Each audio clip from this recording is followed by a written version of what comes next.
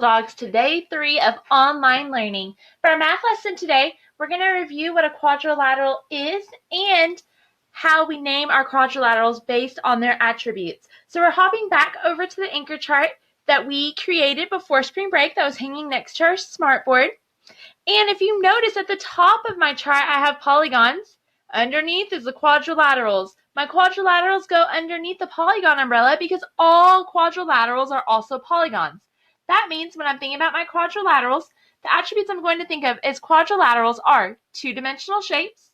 They have no curved lines, only straight lines.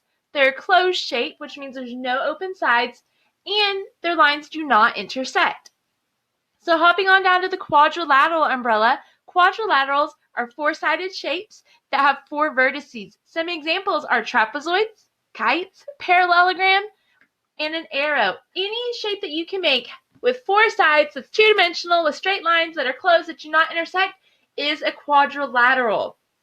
So we're going to switch gears over to our activity today that we're going to do within our lesson. So this is going to be our We Do activity. This probably looks really familiar to you because you did this activity before we left for spring break. So this is a quadrilateral sort. I have 5 shapes that I'm going to sort amongst my quadrilateral sort. I have a square. I have a set of rectangles. I have my rhombuses. I have my parallelograms. And finally, I have my trapezoids. Now, when we were notebooking about quadrilaterals, we talked about how they have like their normal name, like their the easy name. Like we call this a square. Like that's just the easy name. It's our go-to name. That's what we've been calling them since preschool. However, when we look at the rules and get all technical, they also have some fancy names. So we're going to decide where all these shapes can go amongst our quadrilateral sort. And we're going to start with the easiest one, the quadrilaterals. So what do you remember about quadrilaterals? All quadrilaterals have how many sides? Show me with your fingers. If you said 4, you are correct. Quadrilaterals are four-sided shapes. So let's go through real quick. Square, does it have 4 sides? Straight lines? No curves? No intersections? It is a quadrilateral. All right, my rectangle. 4 sides? Quadrilateral.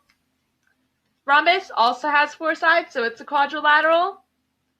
Parallelogram, also 4 sides, so it's a quadrilateral. And finally, my trapezoid also has 4 sides and it is a quadrilateral. So all 5 shapes for my sort today are quadrilaterals because they are all 4-sided shapes with straight lines. Next up is our parallelogram. I want you to think back to your math notebook. When we were math notebooking about quadrilaterals, we made our own list of all of the rules for our quadrilaterals.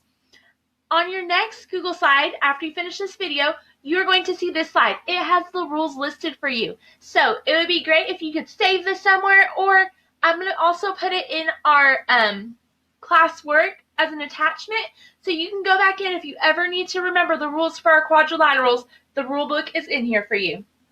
So our next sort is the parallelogram.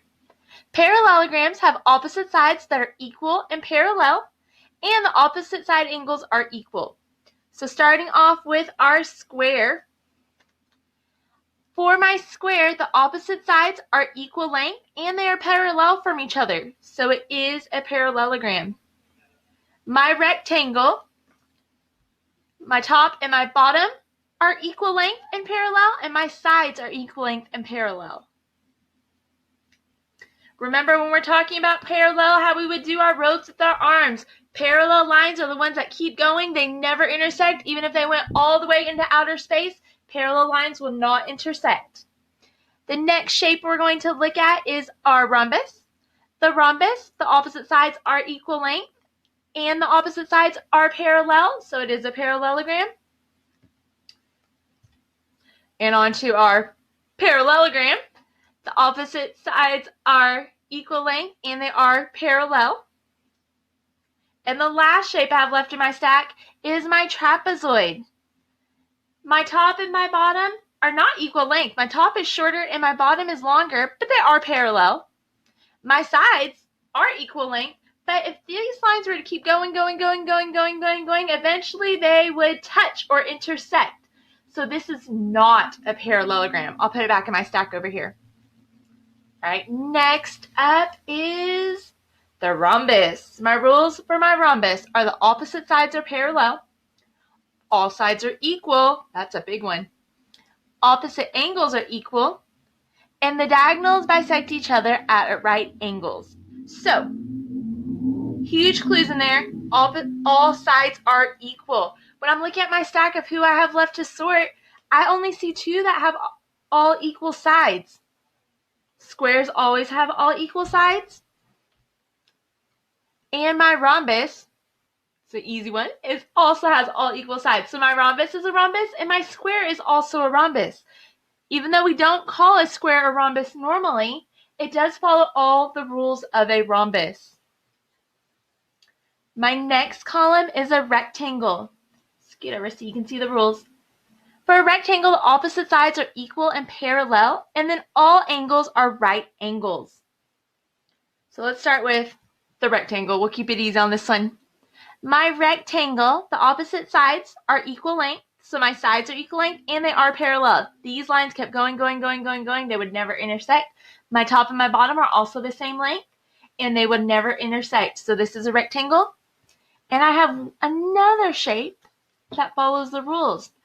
A square is also considered a rectangle because my square has opposite sides that are equal, so my sides are equal, my top and my bottom are equal, they are parallel. If they kept going, they would never intersect. So the square is also technically a rectangle. Next up, my square. Square is super special because it's the only one, or for the square, it is the only one who gets to go across all 5 of these descriptors.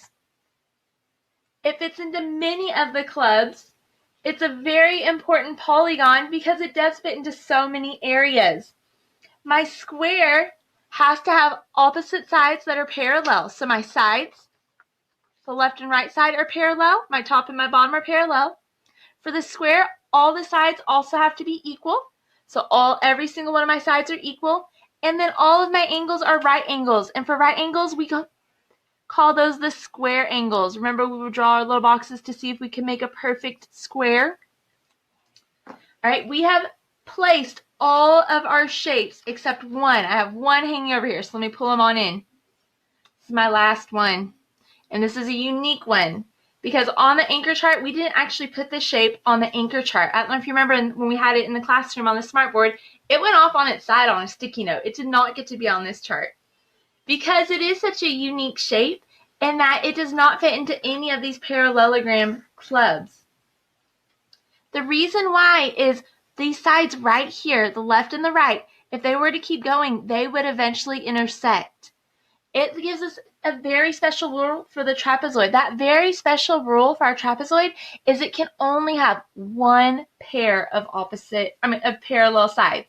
So the top and the bottom, they are parallel. If my top and bottom kept going, they would never intersect. But if my sides kept going, they would most definitely intersect. So my trapezoid only has one shape that will fit into its section as well.